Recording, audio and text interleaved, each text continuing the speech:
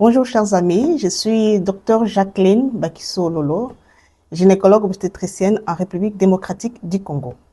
Aujourd'hui, je vais parler du syndrome des ovaires mycopolykystiques.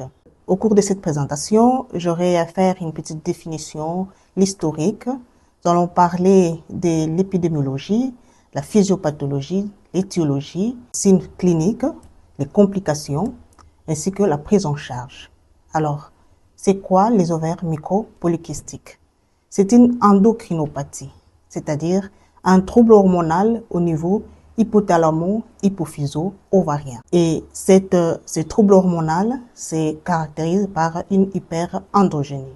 Comme historique, en 1935, deux médecins, Stephen et Levantine, avaient découvert cette maladie. Ils ont vu qu'il y avait certaines patientes qui avaient des troubles de règles, qui présentaient une hyperandrogénie qui s'est manifestée par l'acné, l'alopécie, l'hirsutisme.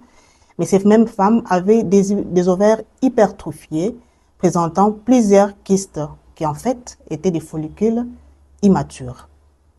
En 1990, the National Institute Health avait aussi mis au point des critères de diagnostic.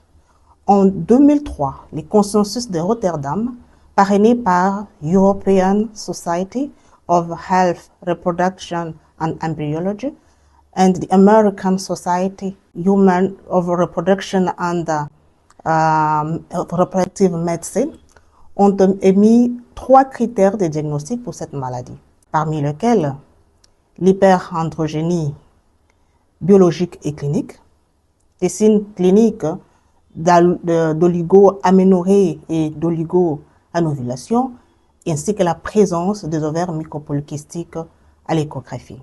Et ils ont fixé le nombre de follicules par ovaire à 12 follicules qui mesuraient 2 à 9 mm. En 2018, ces critères a été un peu revisité. Le nombre de follicules est maintenant fixé à 20 follicules. Pour la simple raison, c'est qu'aujourd'hui, il y a des machines, des échographes plus performants avec l'utilisation d'une sonde de 8 MHz.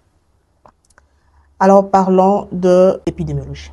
5 à 10 femmes, à 10% de femmes sont atteintes de syndrome des ovaires mycopolykystiques. Donc c'est un réel problème de santé publique. Étiologie. Les chercheurs ont trouvé qu'il y a 2 gènes qui favorisent le syndrome des ovaires mycopolykystiques, mais aussi les facteurs environnementaux. Parlons plutôt d'abord de la physiologie de menstruation ou de règles chez la femme normale, et nous allons faire un parallélisme chez la femme qui présente le syndrome des ovaires mycopolykystiques. Alors, pour qu'il y ait des règles chez une femme, il faut qu'il y ait l'intervention de l'arbre hypothalamo-hypophyso-ovarien, comme je viens de dire. Donc, au niveau